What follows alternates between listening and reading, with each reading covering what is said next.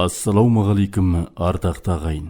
Қайырлы кеш, қадірменді тыңдармандар.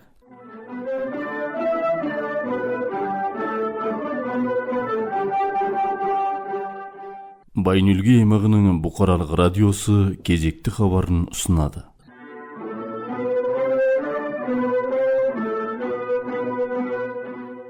Бүгін тамыздың 1-і сенбі. Хабардан сіздер, бүгін аймағымыздағы ұлттық мейрам салтанатты түрде басталды.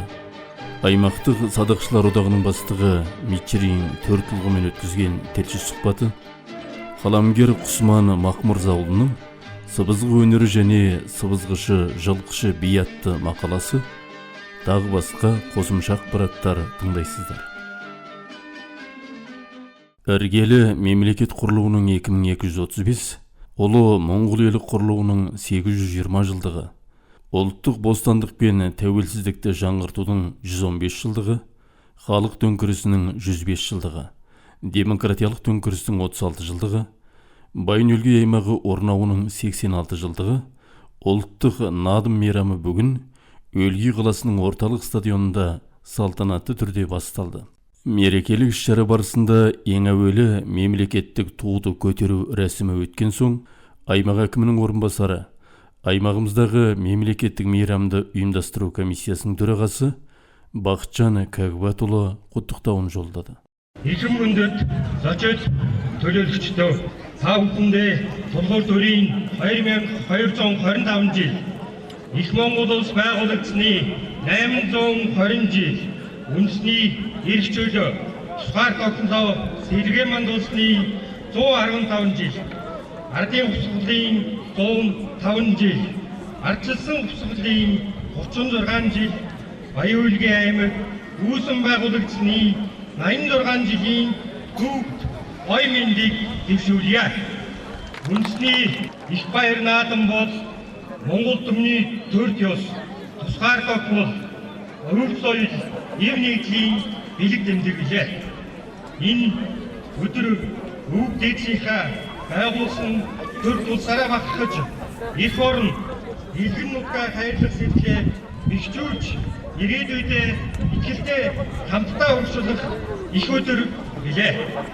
Энэ сайхан баярыг зохион байгуулахад сэтгэл зүтгэл гарган ажилласан үндэсний их баярын наадмын комисс салбар ороо төрийн болон хүчний байгууллагууд эмч онцгой байдал цагдаа соёл урлаг хэвлэл мэдээлэл тогтоож үзлэгээний байгууллагуудад баярлсан салгаснаа илэрхийлье. Эрхэм хүндэт наадамчдаа өнгөрсөн хугацаанд бид бүтээн байгуулалт хөгжил хариуцлага гэсэн зарчмыг баримтан Баян-Улгийн аймгийн хөгжлийн томоохон зорилтуудыг хэрэгжүүлж эхлүүллээ. Тухайлбал энэ жилийн баяр наадмын төсвийг сахилбат хэмнэлтийг баримтлан зингэлдэх хүрээлэнгийн орчныг шинжилэн тогтоож Баян-Улгийн аймгийн үдэшлэнд байгаль аял жуулчлалын онцлог тогтсон бүтээлүүдийг байршуулж иргэд цочдынхоо өмнө хөнгөлөг илүү сайхан наадмыг дэлгэн барьж байна. Эрхэм иргэдээ бидний өмнө хийх олон ажил байна. Бид ирээдүйн хойч үедээ эрүүл аюулгүй орчин өрсөлдөх чадвар үзье эдийн засгийг бий болгож малаж авахгүй газар тариалангаа шин шатанд гарган залуучуудаа ажлын байр бий болгох хүүхдбөр боловсрол иргэн бүрт хөгжих тэгш боломжийг бүрдүүлэхийг зорин ажиллаж байна. Энэхүү зорилгыг биелүүлэхэд төр хувийн хэмшил, малчид, залуучууд, ахмад үеийн хамтын оролцоо, харилцан итгэлцэл, эвнэгдэл чухал болохыг онцлон хэлье. Эрхэм наадамчдаа өнөөдөр бид өвөг дээдсийнхээ оюун бэлэг зориг төвчээрээр цогцлон байгуулсан төрөлт ёс, эрх чөлөө, тусгаар тогтнол, эвнэгдэл, их орон сүнслийн эрхэм ариун уламжлалаараа багтаж их орныхоо хөгжил дэвшил, ирээдүйн сайн сайханд итгэл төгс хандан энэхүү түүхт баяраа хамтдаа тэмдэглэх нэгэн зорилгын дор турн цуглараад байна. Дэд бүтэж зам тээвэр, боловсрол, эрүүл мэнд, соёл спортын салбарынхаа хөрөнгө оруулалтыг нэмэгдүүлэхэд одод ахиж гаргаж үлгий, сагсай, лонцын чиглэлийн авт зам, инженерийн дэд бүтцийн төслүүдийг урагшлуулж, иргэдийн айд тухтамжийг орчныг бүрдүүлэх нь анхаарч ажиллаж байна. Баян-Улгийн аймгийн аял жуулчлалын томоохон төв болон хөгжүүлэх зорилгоор Алтай Таванбог, Толгонуур зэрэг байгалийн үнэт өвийг дэлхийд сурчлах, аял жуулчлалын үйлчлэгээний чанарыг сайжруулах ажлыг эрчимжүүлж байна. Малын гол халдварт шүлгийн өвчний тархалт бүтгэгдсэн Алтай, Сингэл, Дэлгүүн сумдад төр мэргэжлийн байгууллага, малчдын хамтын хүчин чармайлтын үр дүнд шуурхаар гэмжавч хэрэгжүүлснээр өвчний тархалтыг богино хугацаанд хумж нөхцөл байдлыг тогтворуулж чадсан нь бидний ив нэгдэл хамтын ажиллагааны тов жишээ юм а.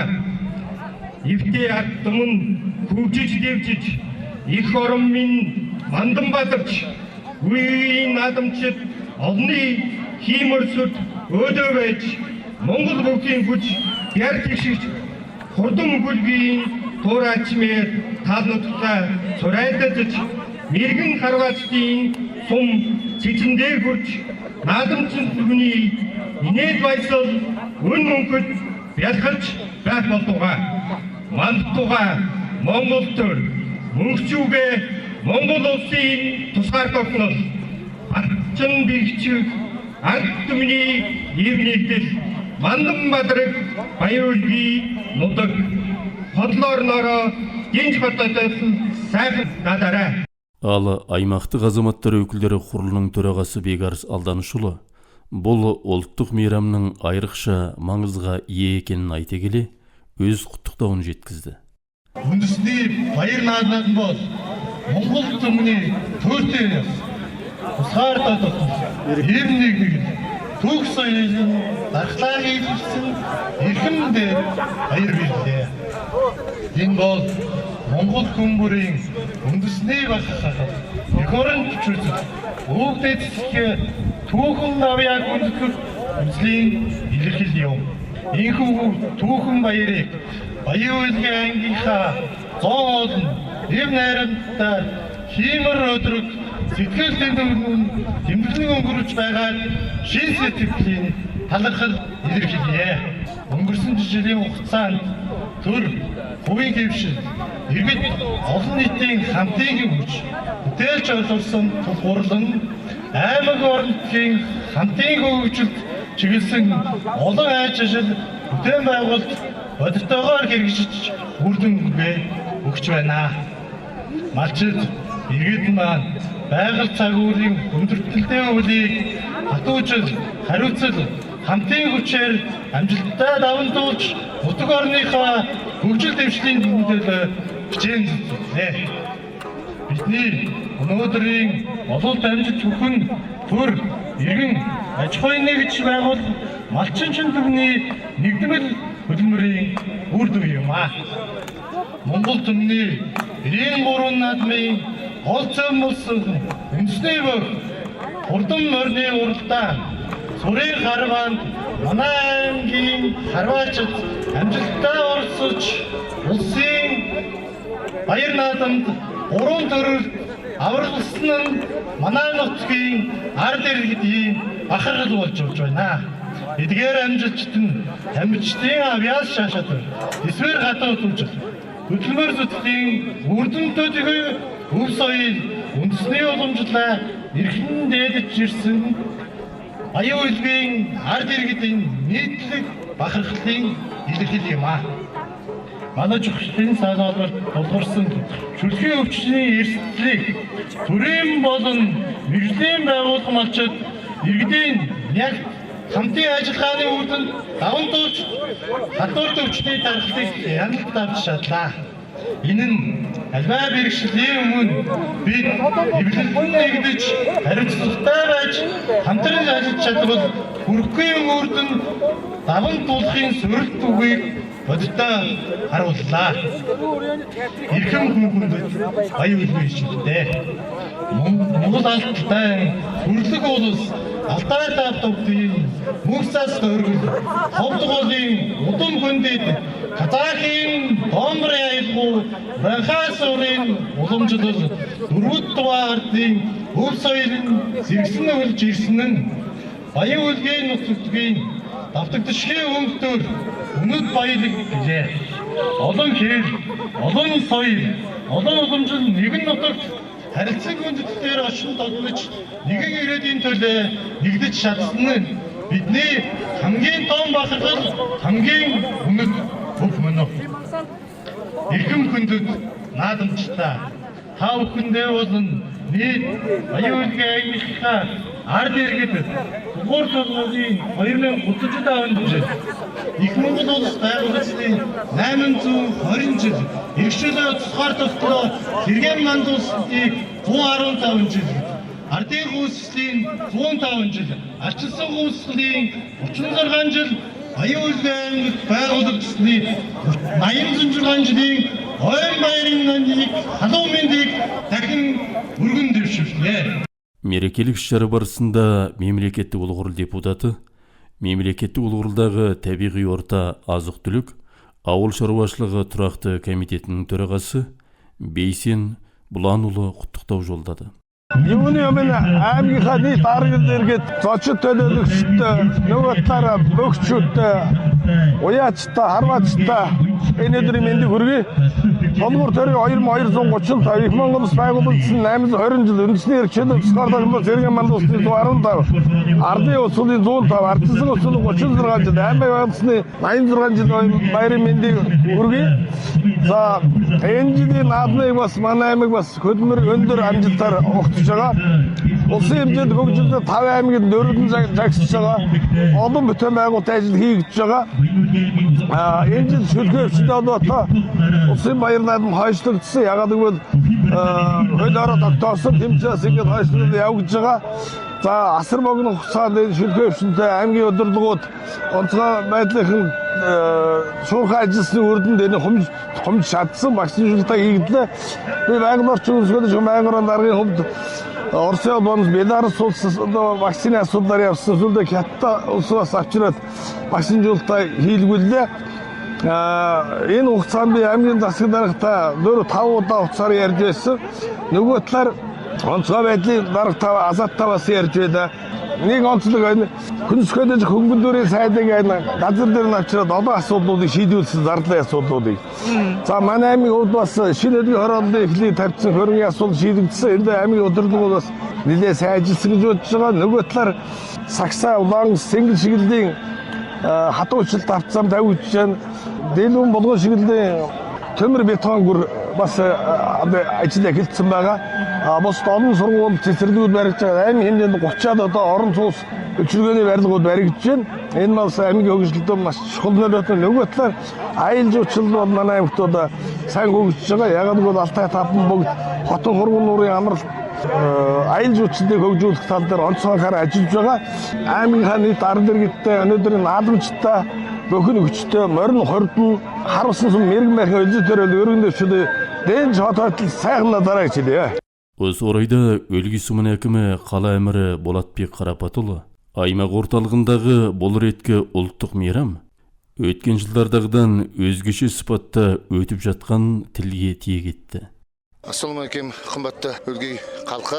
Сіздерге өлгей баян өлгей аймағымыздың орнағанына 86 жылдық мерейтойын құттықтай келе, денсаулық, әрқашан береке бірлік бола берсін. Ал енді осы орталық стадионымызды аймақ әкімінің осы құрған жұмыс тобы енді барлығымыз осы қала көркейту орны, өлгей сумыны, аймақ әкімшілігінің іс басқару орны, білім басқару содар барлығымыз осы бірнеше күн ұйықтамай тұрмай енді жөндедік. Бұны бұрынғы болған тойлардан өзгеше істейік деген осындай жоспар құрып суретін шығарып, сондықтан осы тойдың дайындығын жасап, Аллаға тәубә, кеше түнде бітіп, бүгін де осы тойымызды өте жақсы, өте халқымыздың, аймағымыздың халқының көңілді, әсерлі күймен енді осы тойымызды бастап жүргізіп жатырмыз. Өлгей сұмынымыздың халқы да осы енді барлығы бізді қолдап, Өлгей сұмының әкімшілігі, аймағымыздың әкімшілігін барлығын енді жұмысымызды қолдап отырады. Осы ауызбіршілігімізбен және Өлгей сүйіспеншілігімізбен зор үлес қосып келе жатыр. Елдің дамуы әрбір енді азаматтың еңбек нәтижесі деп ойлаймыз. Сондықтан бірлігімізді нығайтып, туған өлкеміздің өркендеуі енді жолында аянбай еңбек ете берейік деп ойлап отырмын. Ұлттық ұлы мереке енді халқымыздың рухын асқақтайтын, ата-баба мұрасын ұлықтайтын ұлттық спорт пен мәдениетімізді дәріптейтін ерекше күн деп ойлаймыз бүгінгі күнімізді. Осы күніміздің енді осы айтулы мереке әр шаңыраққа шаттық, береке мен ырыс әкелсін. Енді ұлттық ұлы мереке құтты болсын. Байын-Өлгей аймағымыздың 86 жылдық енді мерейтойымыз құтты болсын дейміз. Жақсы тойлаңыздар. Ұлттық надым мейрамы ер азаматтың үш өнерін сынға салумен ерекшеленеді. Яғни атан жілікті палуандар күресімен аламан бәйге, құралайды көзге атқан мергендердің садағату сайысы және асық ату ойындары осы тойдың мәнін арттырып, сәнін келтіреді. Осы орайда ұлттық мейрамдағы палуандар күресін ұйымдастыру комиссиясының бастығы Жанарбек Мақсатұлы былай дейді. Биылғы тойымыз ауруға байланысты 8 айдың 1-2 деп жарияланған. Енді осы тойда біз болғанда ашық түрде мемлекеттік, аймақтық, сумындық деп ашық түрде жария бергенбіз 5 күннің алдында. Заң түрінде 2 күн тізімдеп, кеше тізіміміз жабылып, бұған енді мемлекеттік дәрежелі балуандардан 11, аймақтық дәрежелі балуандардан 52 балуан, қалған 128 балуанның қалғаны сумындық және де жасөспірім күресіп жүрген балалар қатысып жатыр. Бүгінгі 8 айдың 1 күні балуанымыздың 1-ші, 2-ші, 3-ші кезеңі өтіліп, бітеді. 4 кезеңі 2-сі күні болып, соны ертең, ертең соны аяқталады. Жасөспірім балуандар күресі қалай ұйымдастырады? Жасөспірімдер балуандар болғанда 32 балуан күреседі. Жеребе тарту арқылы қасылып отырып сөйтіп жүріледі. Аймақтық асық ату одағы бастығының орынбасары Билгегин Биамбдорж осы спорт түрінің қалай өткізіліп жатқаны жайлы мәлімет берді. Таухында үндэсний баярын наадмын баярын дэвшүүлээ. За Баян-Өлгей аймгийн үндэсний баярын наадмаар үндэсний шагаан арууны тэмцээн жил болгоно өргөн хүрээдээ сайхан зохион байгуулдаг. Энэ жилийн хувьд бол нэлээд онцлогтой байна. Говьалтай аймгаас, Ховд аймгаас, Өмнөговь аймгаас ингээд нийт насны хүрэгчдийн болон өсвөрийн шагаачд ирж бид бүхэндээ цэц мөрнөөс өрнө оролцож тэмцээн сайхан өрсөлдөөнтэй сайхан болж байна. Нийт насны хүрэгчдийн 8 багийн 60 гаруй харваач, өсвөрийн 6 багийн 50 гаруй харваач цэц мөрнөөс ирж байна. За өчигдөр 7 сарын 31-ний өдөр шагаан арууны нээлт маань аймаг өдөрлүүд ирж сайхан болж өндөрлөө. Өчигдөр өсвөрийн шагаан арууны багийн харваа болон өсвөрийн цуваа харваа, Ахмадын цуваа харвааны гэсэн 3 төрөл өчигдөр явагдаж амжилттай өндөрлсөн. За өнөөдөр насны хүрэгчдийн багийн харваа, цуваа харваа хөтөлбөрийн дагуу явагдаж байна. Манай аймгийн шагаан харваачд энэ жилийн улсын баяр наадамд оролцсон уу бас? За энэ жилийн улсын баяр наадамд анх удаа улсын баяр наадамд манай насны хүрэгчдийн баг тамирчид маань оролцсон. Мөн улсын аваргад өсвөрийн баг тамирчид, насны хүрэгчид улсын баяр наадамдаас манай өсвөрийн харваачд оролцсон. За манай өсвөрийн харваачд маань ер нь маш сайн оролцсон. Улсын аваргад бол 64 багаас 10 шөгийн 16-д үлдэж өндөр амжилт гаргасан. Ингээд цаас цаашдаа амжилттай болон баттцаж оролцох болно. Манай ирээдүйн өсвөрийн харваачд сайн бэлтгэл сайтай сайхан наацсан. Өлгей қаласының орталық стадионында ұлттық мейрамды тамашалап жүрген қарияларға жолығып, микрофон ұсынған едік. Атым Ботағажы ұлы қажайып деген кісімін бұйын тұсымда алғаш аймақта 65 жылды теміз барлық теңкем тауысып, сонда құрылыс алғыздым, құрылыста болдық. Ауданда сонда қырда қаша салдық, құрылыс салдық. Сонымен бертін келе кілтші болып жауаптанып, осында ұйымдықтарда да жұмыстадым. Барлығына жұмыстаған осы 80-ге таяған қариямын қарғам. Қазір Өлгейде тіршілік етіп жатыр. Өлгейде тіршілік 4 жылдай болды. Осында келіп, балалар осында келіп, осында тіршілік атқан жағдайымыз бар. Қазір енді мына өзіңіз Өлгейдегі орталық стадионда аймақтың тойын тамашалап қалай өтіп жатыр жалпы? Аймақтың тойы өте әдемі басталып жатыр. Халқым өте жиылыпты. Күнде жылы мына стадионның ішін едеген әдемі көктөгөн, әдемі халқым әдемі жиылған көңілді, той өте көңілді болды. Той тойғыласа берсін қарғам. Би Нэгдүгээр аймгийн 8-р онд орсон суудаг Дамирын Дарима гэдэг одоо 76 настай. Килийн цэргийн 65 дугаар ангид ажиллаад тэтгэл гарсан. Тий. Одоо энэ манай аймгийн 24 жил ажилласан. Килийн цэрэгт. Галтгоонд ажилласан, хамгийн сүүлд эрүүл мэнд таарахгүй холбоонд ажиллаад тэтгэл гарсан. 2005 он 5 хүүхэдтэй гээд. Одоо тэгээд тэтгэврээдээ сууж байна. Манай аймгийн олон ясны үндэсний баяр наадам сайхан болж байна. Бичсэн төрсөн нутагта олон энэ нутгийнхаа баяр наадам үзээд үр ачирынхаа сайн сайхныг үзээд одоо сайхан амьдарч байна. Баяр наадам сайхан болж байна. Шагаан харва бас сонирхож байгаа юм шиг байна. Шагаан харвад манай өвгөн хөө тэгээд ачиг гуч манахаас 5-6 хүн байна. Оролцож байна уу? Бүгд оролцож байгаа. Хамгийн багаач 1 дугаар ангиас үргч алтан медаль 1 дугаар байранд оролцдог. Тэгээ баяртай байна. Тэгээд ч гэсэн манай энэ аймгийн сая урлагийн үзлэг наадам нээлт бүх юм сайхан боллоо. Энийг үзээ сууж байгаадаа одоо өндөр настай би баяртай байна. За аймгийн ард түмэнтэй баяр мэнд дэвшүүл. Манай аймгийн нийт хөлмөчд баяр үлгийн нийт ард түмэнд баярын мэнд хүргэе. Сайхан баярлаараа. Дэн тушаад сайхан наадараа гэж хэлье. Аймағымызда бүгін салтанатты түрде басталған ұлттық мейрам сәтінде Құрманхан Мұхамедел атындағы аймақтық музыкалы драма театры ұжымы әзірлеген концерттік бағдарламада көрермендердің көңілінен шықты. Монғолия мәдениетінің озат қызметкері би мұғалімі Айнұр Юрағызының жетекшілігіндегі жас бишілердің өнерде стадиондағы мерекелік шараның шырайын арттырды.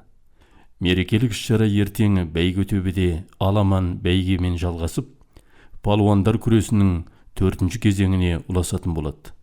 Ұлттық мейрам сәтінде әрбір шаңыраққа шаттық ұяласын.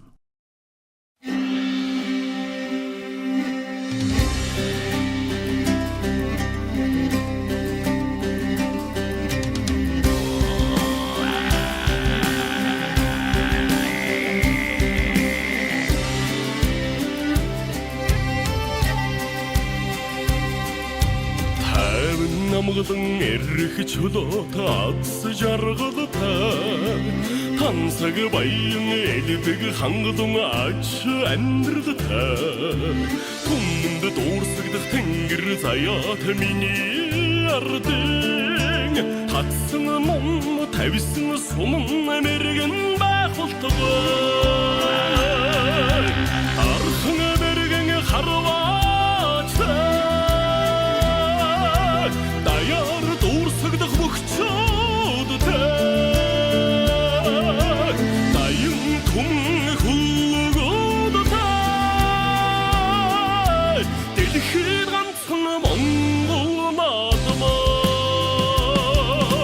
Әйгілі дару әрхімі сәхіңі занжыды тәк Үңгеңі дудаңы намбы түрхи осы жұттығы тәк Оқаңы саруды ойқыңы сәтігілті мені ардың Орыңы мәхті күтшіті бұқчуды бір тәбә құлтығы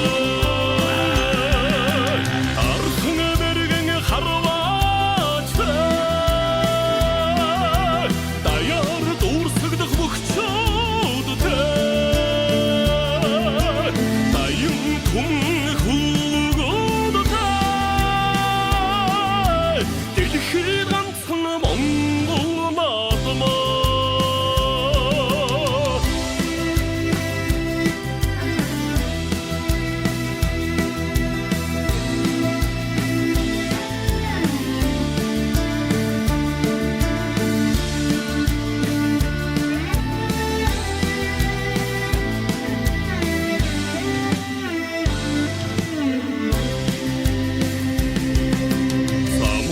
Сағаны таяны тегіші қаллы химұрты Сабхыны зәргіні мұқыш бейт сағы зады баты Осын мұндыр осын қоңғылығы мені ардың Онсын хухыды ойсын күдігіді құрдым бәқ болтығы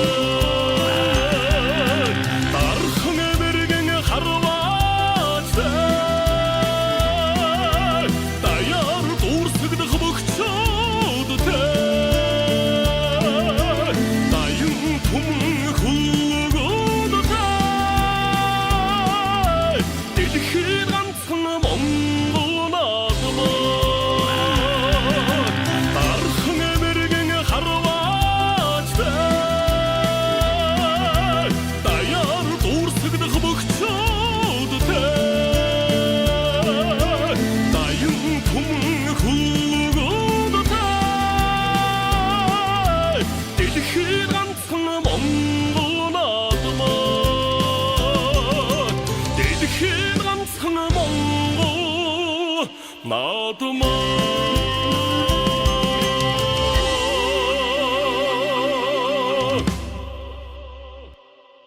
Аймағымыздың садақшылары Улан-Батыр қаласында өткен ұлттық надым мерекесі сәтінде үздік нәтиже көрсетіп, аймағымыздың 3 садақшысы мемлекеттік мерген дәрежесіне қол жеткізді.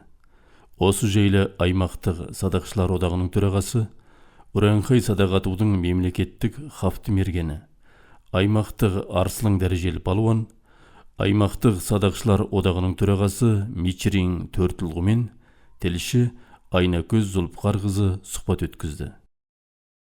Энэ жилийн улсын баяр наадмаар манай аймгийн харваачд бол сайн амжилт гаргалаа. Энэний үр дүн бол энэ сурын холбооны ажлын үр дүн гэж ойлгож бас болох юм. Энэ холбооны үйл ажиллагааны талаас ярилцлага эхлэе.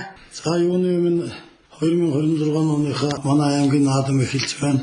Тэгээд нийт Баян-Илгийн аймгийн нийт артымд сайхан наадаараа бүгдээрээ ажил амьдралдаа амжилттай байх болтугай гэж сайхан ерөөлийг өргөн дэвшүүлье. Тэгээд та бүхэндээ баяр наадмын мэнд дэвшүүлье. Манай сурын холбоо бол бид энэ холбооны баг маань 12 одоо өнгөрсөн 12 сард ажиллаа хүлээж аваад тэрнээс наашин бас бүжиг зохион байгуулалтын ажлуудаа хийгээд тэгээд уралдаан хэмжээнүүд бас Баян-Илгийн аймгийнхаа спорт хороо, Баян-Илгийн аймгийн тамган газар, застарын тамган газартаа хамтраад бас уралдаан хэмжээнүүдэд амжилттай оролцож байна. Айдгээс дурдах юм бол Мишин сурын харванд одоо дийдлийг гэдэгт манай баг шалгалсан, шүүгийн аим шалгалсан гэсэн үг. Тэгээд энэгээр лигийн хэмжээнд оролцож байгаа. Энэ жил бол манай аймгийн хувьд гэж бодож байна. Биерээс аймгийн хувьд мөн сурчдын хувьд бол ерөөсөө итгэмээргүй сайхан өндөр амжилт гарсанд сурчид бид бүхэн нь бол маш их баяртай байгаа. Монгол улсын 4 харвааны 3 нь мэрэгэн цол аваад тэдний 2-т нь сайхан айрагдлаа манай харваачд. Тэгээд анхны эмэгтэй улсын цолтон төрлөө сайхан улсын гарамга харваач гэдэг цолтой харваач төрж байна мөнгөцөл гэдэг. Тэгээд иймэрхүү ажиллагаанууд сайхан амжилтууд гарлаа. Тэгээд энэ жил аймгийнхаа тамган газартай хамтраад үндэсний сурын баруун бишийн аврал шалгаруулах, зэрэг цол болгох харвааг зохион байгуулах гэдэг наадмын дараа бэлтгэл хангаад явж байна. Сая үндэсний спортын наадамдаас очиж оролцоод, амжилттай оролцоод ирлээ манай харваачд. Иймэрхүү амжилттай явж байна. Тэгээд бас ерөнхий сурын холбооны багийн тэргүүлэгч маань бүгдээрээ зөвлөлтөд сурын холбоогоо бас хөгжүүлэх, ерөнхийсэн бас мөнгө төгрөгтэй болох гэдэг янз янзын ажил зохион байгууллаа. Тэр мөнгөөрөө бас чөлөөсөн мөнгөөрөө талбайгийнхаа шинжилтийг хийлээ. Талбайгаа бас чөлөөлөх ажлыг бол бид нэр маш амжилттай хийж одоо талбайгаа сайхан дуун зөвлөгтэй болж байна.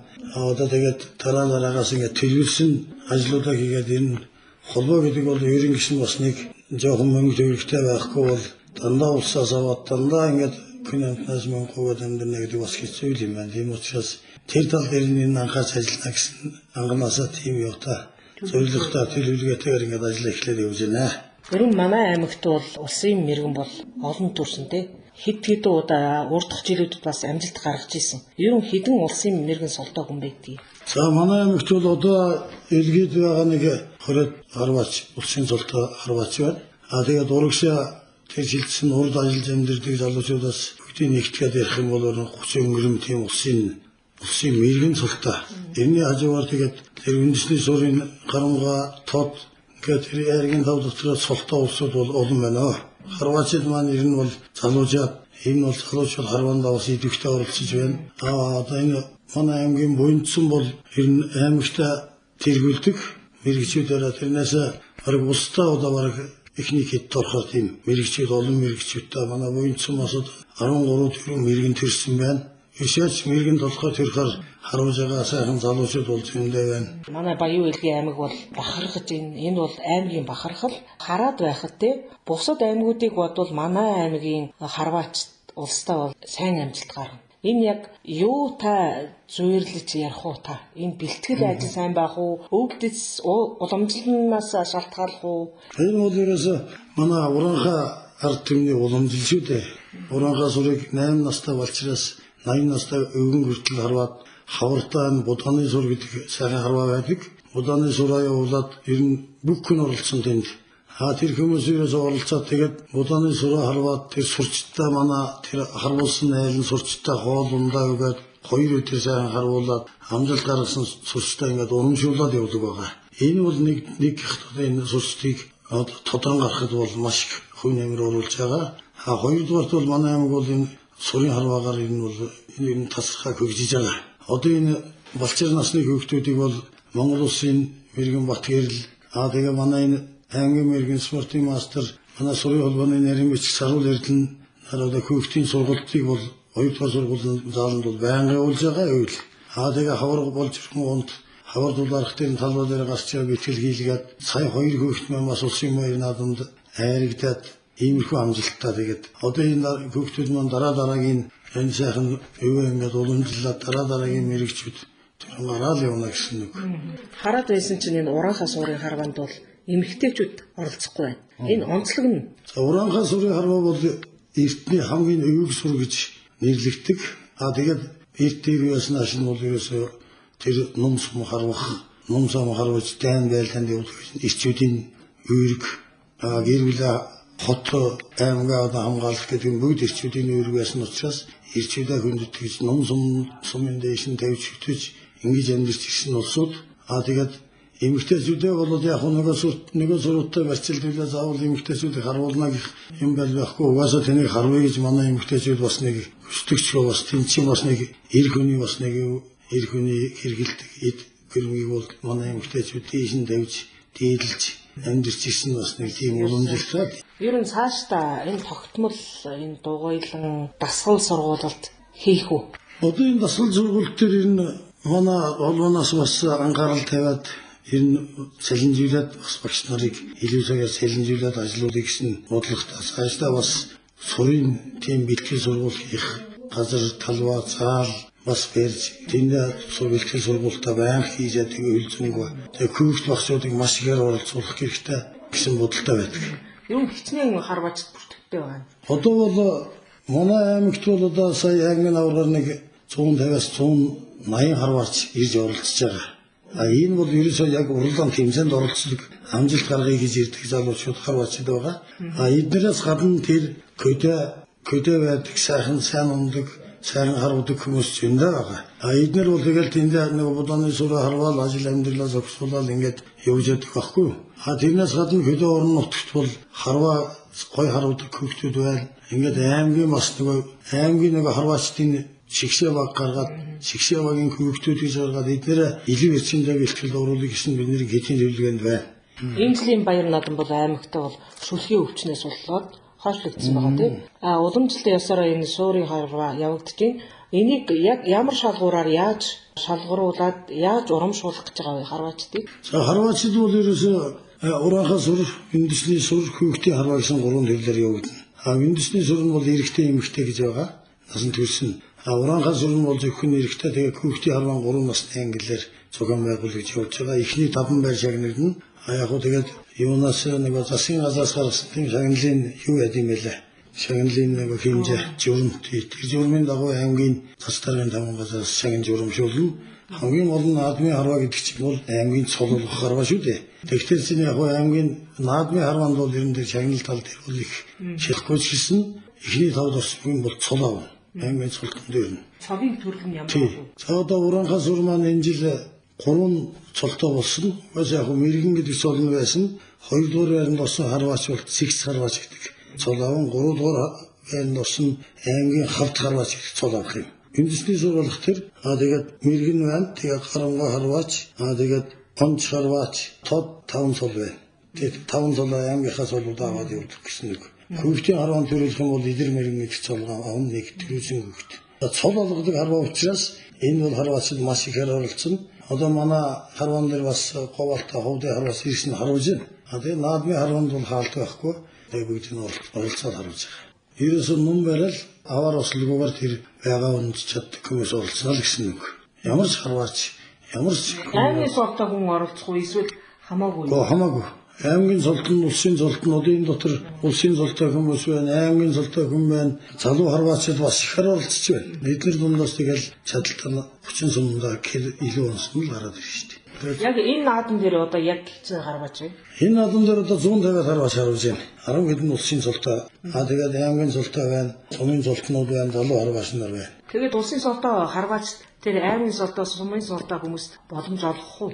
Энэ шалгуур дээр нь бас анхаарах уу? За ерөнхийдөө бол сурын харваа одоо бол яг уу дээр үед бас улсын цолтон, аймгийн цолтнууд илүү байдаг байсан баг. Гэхдээ одоо бол яг орчин үед бол залуучууд бол адилхан болсон шүү дээ. Бүгд бэлтгэл сургууль хийж байна. Бүгд ер нь умтаа сайхан сум хийдэг манай урлаачид байна. Тийм учраас тэр бүхний сайхан холбоо сайхан сураа оноол гаргаж харуулж оноо авч байгаа залуучууд бол биднээс илүү харуулдаг хүмүүс юм даа. За харваачд нь мэрэгэн байх болтугай баярлалаа тань. Тийх болтугай тэгээд танд ажлын амжилт хүсье.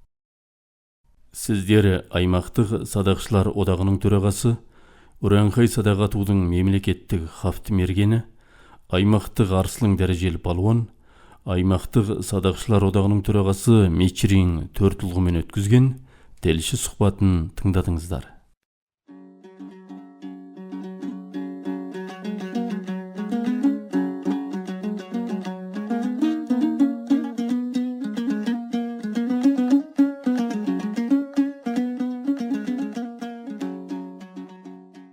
Қадірменді радио тыңдаушылар, енді Қытайдағы қазақ қаламгері Құсман Мақмұрзаұлының сыбызғы өнері және сыбызғышы, жылқышы би атты танымдық дерегімен таныс боласыздар. Қазақ халқының тарихи мұраларының бірі төл өнері, соның ішінде байырғы домбыра, қобызбен қатар тұратын таңдаулы музыкалық аспаптарының бірі сыбызғы. Домбыра бүгінге дейін кең көлемде таралып жалғасып келеді. Ал қобызшы сыбызғышылардың бүгінге тым сирек жеткендігі, оның игерілуі күрделі болғандығына байланысты болса керек. Мен сыбызғымен ұзақ жылдар бойы етене сарлас мұңдас болдым. Игерумен ғана шектелмей, дәулескер күйшілерден санондаған күйлер үйрендім. Онымен қоймай сыбызғының алғаш дүниеге келген туралы және әрбір күйдің шығуы туралы аңыз әңгімелерді құлақ құрышын қандыра тыңдаумен, естіген білгенімді халқыма насихаттаумен келемін. Нелер дүлдүл күйші сыбызғышылары бұл дүниеден өтті. Олар асыл мұраларын келер ұрпаққа жеткізуді біздерге аманат етті. Сол аманатты орындау біз үшін үлкен парыз. Сондықтан халқымыздың алдыңғы легінен алып қалған сол асылдарды халқымның өзіне қайтару мақсатымен сыбызғы туралы білгенімді ықшамдап жазып, сіздерге мінекей ұсынып отырмын. Мың өліп, мың тірілген қазақтың ғасырлар бойы тартпаған азап бар ма еді? Сыбызғының мұңлы даусы, зарлы үні үшінде осы аспаппен халқымыз мұңдас болған секілденеді. Көнекөз күйшілерден естігенімде сыбызғының пайда болған тарихы былай екен. Әлділер әлсізді басынған зар заманда ерте-ертеде бір қараубай болыпты. Сол қараубай елі болса күнін жоқтайды деп қаптаған қалың малын панасыз екі жетім балаға бақтырыпты. Екі баланы елсіз шөбі шүйгін суы мол бір ентауға алып барып, малмен тастап, өзі сыртынан бақылап жүреді екен. Екі бала малдан көз жасса, байдың захары қатты күндіз жалаңаш қалың қойдың екі шетінде тыздақтаса, түнде боран мен бөріден қорқып, кірпік ілмей күзетеді. Бір тоқтысының таңын қасқыр тартып кетсе де байдан таяқ жейтін бейбақтары амалсыздан осылайша бейнет жегіп жүре беріпті. Екеуі есейіңкірей келе кішірегі күндіз қой жаяды екенде, ересектеуі лашығын жөндеп, отын суын дайындап тамақ істеп, екеуінің киім кешегін жамап жасқап түнде қой күзетеді. Күндерде бір күні кіші жетім қойын шалқар төске беттеде қаптатып, тастың үстіне отыра кетеді. Отырғанда не істейді? Тағдыр тәлкегімен дүниеден аттанып кеткен әкесімен шешесін сағынады. Өз үйі өлең төсегі, бұл күнде орнасы қалмаған қара күркесін сағынып, сәби көкірегін шергернейді. Оның сырласы жел ғана. Осылайша ойға шомып отырғанда ызылдаған бөтен бір дауыс естіледі. Дауыс қырат жақтан шыққанын аңғарады. Құстың я аңның дауысына ұқсамайды. Ұрығары бірдеңе болар деп зыр жүгіре қойдың шетін қайырып, басқа жаққа бұрып кетеді. Бір емес-ау бірнеше күн бұл маңға малын жуытпаса да және бірде әлгі жайылымға қайта алып келіп құлақ салса, ызылдаған дауыс тағы да әнге басады. Қасқырдың ұрының дыбысы әнтек емес, мықтаса Қараубайдың қатты таяғындай шығар. Тәуекел не болса да әуселесін көрейін деп, бала тыңдай әлгі дауыстың иесіне қарай бірте-бірте жақындайды. Ызылдақты сонда ғана көреді. Ол не екен дейсіз бе? Ол аңда, құста, ұры, қарақшы демес, басындағы бүрімен жапырағын мал жеп кеткен сары қурай болып шыға келеді. Бала таң қалады. Жаны бар ма? Жоқ. Аузы мұрны бар ма? Жоқ. Дегенмен жел қаттырақ ескенде дауысы қаттырақ шығады. Жел басылыңқырағанда бәсеңдейді. Бірақ адамның еңірегендей, өксігендей аянышты үн шығарады екен. Дауысты тыңдай отырып, жетімнің шері қозғалып, ере жылап өзі де еңіреп алады. Мына қурай жансыз болса да балаға үн қосып, екеуі қатарласа аңырайды. Жападан жалғыз қой жайғанда ермек қана емес-ау, өзіне мұңдас серік тапқанына қуанады байғұс бала. Осыдан былай іші қуыс, басы шолтиған сары қурайдың қасына күнде келіп, ән қоса мұңдасуды әдетке айналдырады. Домбыра шаттыққа, сыбызғы мұңылыққа деп қариялар бекер айтпаған ғой. Бірақ қураған құрай түгіл тау екеш заңғар таудың өзі де мүжіліп тозбас па?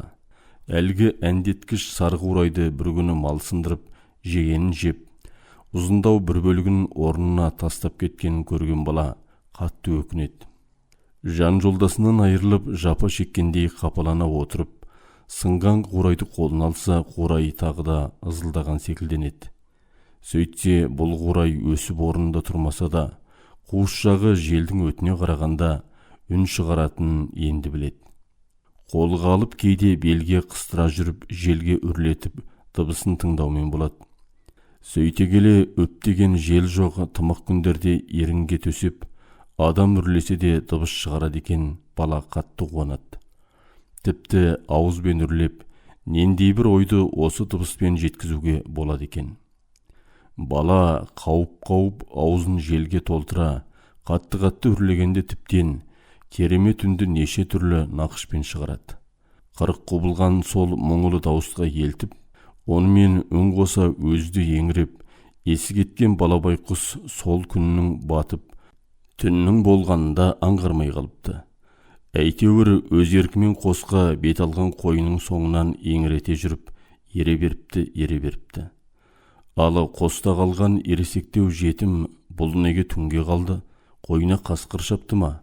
Ұры тиді ме деп алаңдап іздеп шығып, тастай қараңғы түнде табалмай қаңғып жүріп, сызылтып шыққан бір дыбыс құлағына шалынып, сол дыбыспен жетсе қойы дін аман, қой соңында әлденесін сызылта еңіретіп, серігі келе жатқан екен дейді. Сонымен бұл аспапты бастабында сызылғы деп атаған екен. Талай заман өткенде біздің қазақ түндікті түңілік деп сөз ләміне қарай сәл бұрып атайтын секілді, сызылғаны сыбызғы атандырған. Сыбызғының күйін тыңдай отырып бастан кешкен қасіреттен еске алып егілетін бұрынғы ақсақалдар. Сонымен қоса олар сыбызғыны қой жайған қойшыдан туған өнер дейтін осаңызға да дөп келмес пе? Осаңыздың өзі халқымыздың ауыз әдебиетінің бір бөлшегі екендігі де айдан анық. Біздің қазақ ежелден сауықшыл, әнші, күйші халық. Өзінің көңілін көтеретін, жан ләззатын алатын рухани азығын өзі тапқырлықпен қолдан жасап алып отырған. Көне ескерткіштердің қазба деректеріне қарағанда, домбыра, саз, сырнай, жетіген, сыбызғы тәрізді музыка аспаптары біздің арғы аталарымыздың қолынан туындап, басқа жұрттарға таралған. Ол аспаптары нәсілімізге, салт-санамызға ұқсас бейнеленген, әрі жанға жайлы, жарасымды келеді.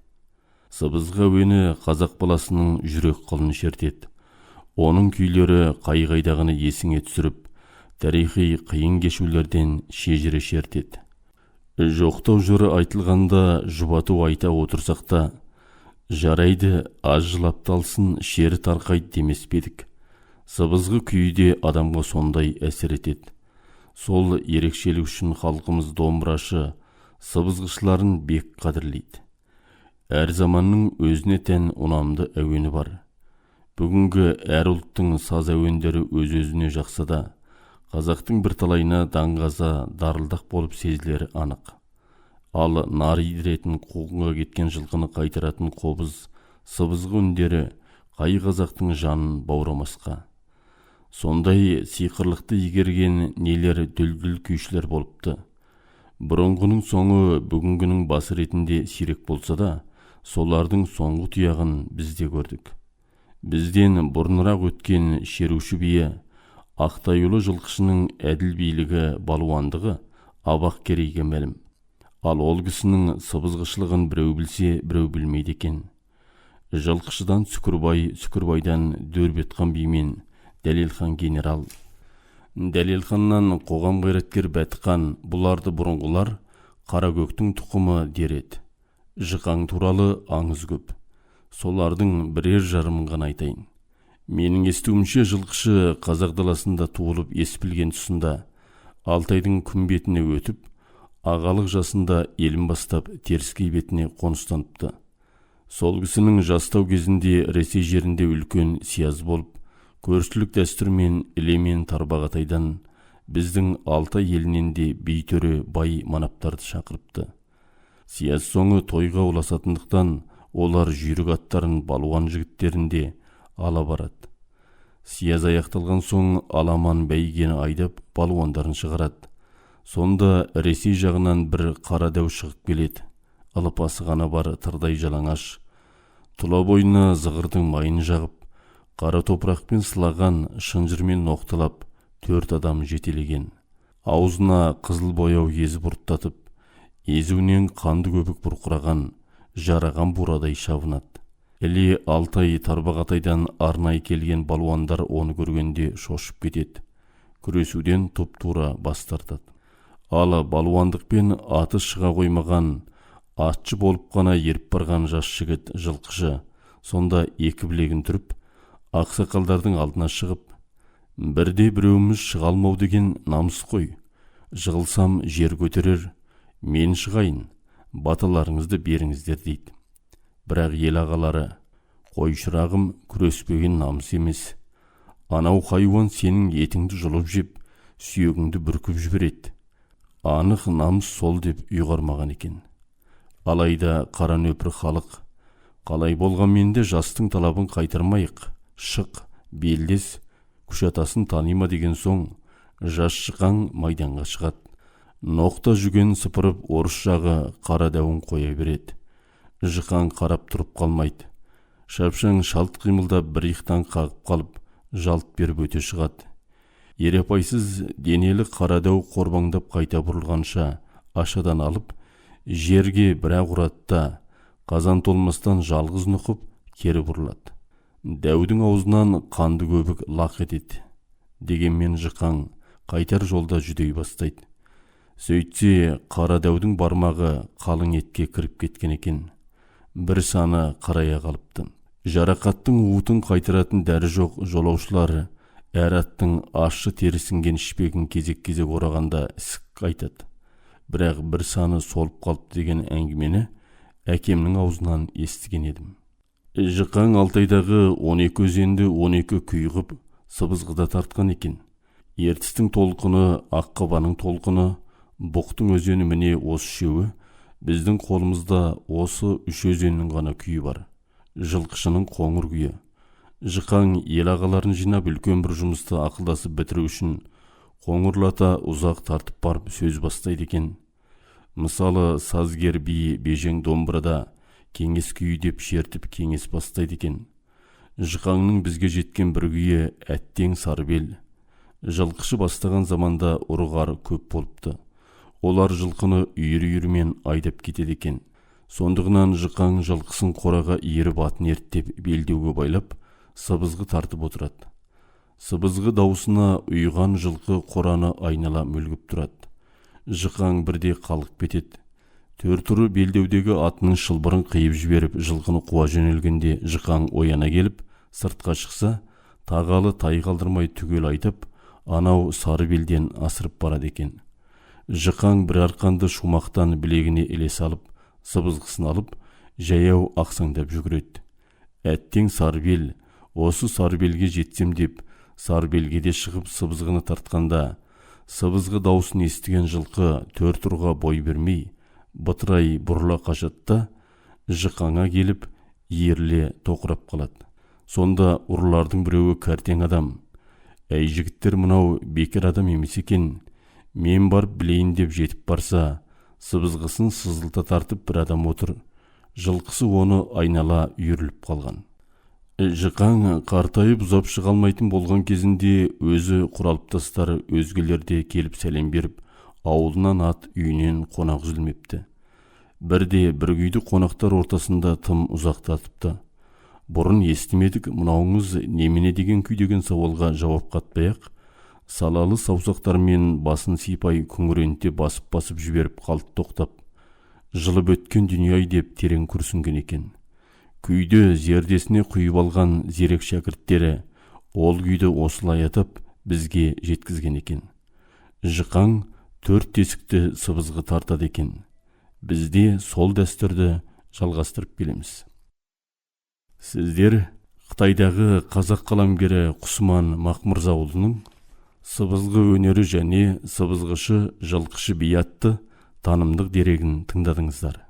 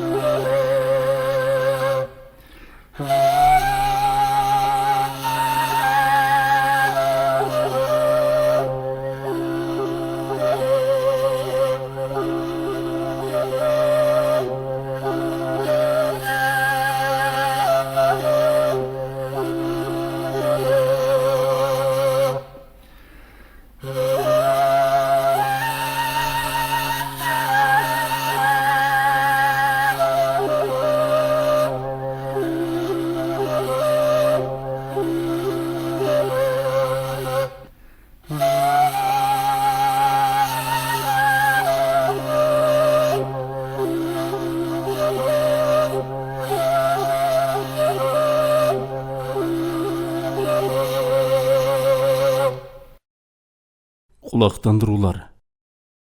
Шілденің 30 күні өлгі сұмынның 3-ші бағынан белінде сыры бар, мойнында арқан бар сұры қасқа мүйізді қол сиыр жоғалттым.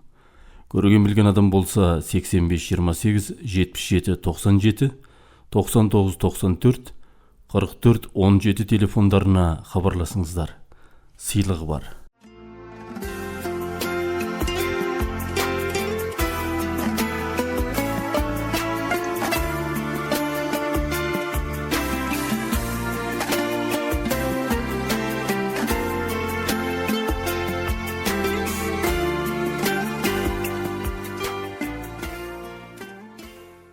Науқан қабыл болсын. Бөкейұлы Якула Әкіш марқұмның науқаны тамыздың 3 күні дүйсенбіде өлгі сұмыны 3-ші бақтағы шаңырағында беріледі. Зайыбы Жұлдыз, баласы Жарқынбек келіні Елеусіз және қыз күйеу балаларымен ағайын туыстары. Мәленұлы Октябрь Акук марқұмның 40 тамыздың 3 күні дүйсенбіде Улаңғыз сұмындағы шаңырағында беріледі. Анасы Жәкен, ағалары Ақан, Қуан, Жанболат, қайнағасы Сейіл, бауырлары Аманжол, Ерлан, Зайыбы, Алмагүл және балалары мен ағайын туыстары, әпеке, жезделері. Бағдалғызы Күлімқан марқұмның 1 жылдығы тамыздың 3 күні дүйсенбіде, өлгі сұмыны 13-ші бақтағы шаңырағында беріледі. Қайынапай мен жездесі Қоңқай Гүлзада, қайынсіңлілері күйеу балалары Гүлбарша Әбжат, Қажымұрат Нұрғайша, аға жеңгесі Сайт Зәуреш, апай Лиқан, жездесі Нұрғалам, бауырлары Зәйт, Аманқан, келіні Жақсылық, жұбайы Кендебай және ол қыз күйеу балалар мен келіндері. Бақтыбайұлы Тоқталқан марқұмның 3 жылдығы тамыздың 3 күні дүйсенбіде Алтай сұмын орталығындағы шаңырағында беріледі. Зайыбы Бәтилан және балалары мен немерелері, келіндері, ағайын туыстары. Хабар айтамыз. Болғын сұмыны тумасы Ителі рулы Құсайынқызы Камила 90-ға қараған шағында кеше шілденің 31 күні қайтыс болды. Марқұм Камила ертең тамыздың 2 күні жексенбіде болғын сұмыны Үйолтыдағы зиратқа жерленетіндігін хабарлаймыз. Хабарлаушы балалары Аманжол, Аманқан, Амангелді Қошау, қайны Амантай және қыз күйеу балалары. Қадірменді радио тыңдаушылар, бүгінгі хабарымыз осымен аяқталды. Аман, сау болыңыздар.